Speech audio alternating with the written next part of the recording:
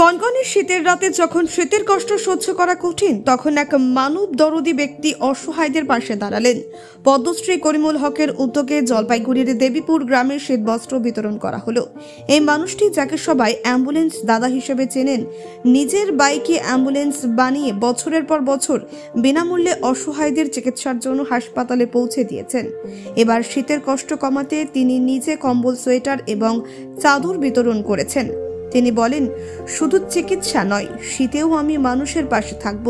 শহর থেকে পুরনো কাপড় সংগ্রহ করে তা নিয়মিত দুস্থদের মধ্যে বিতরণ করেন তিনি, যাতে কোনো গরিব মানুষ শীতে কষ্ট না পায়।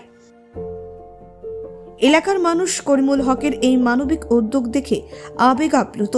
এক বৃদ্ধা বলেন, উনি প্রতি বছরই আমাদের পাশে থাকেন। আমরা কখনো ভাবতে পারিনি যে কেউ আমাদের কথা ভাববে।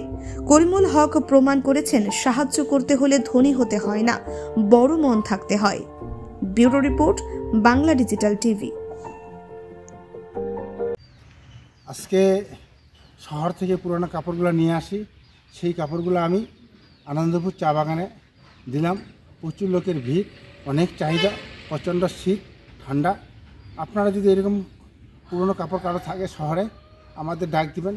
আমরা এনে এইসব চা বাগানে এবং বস্তিতে আমরা বিলি করি।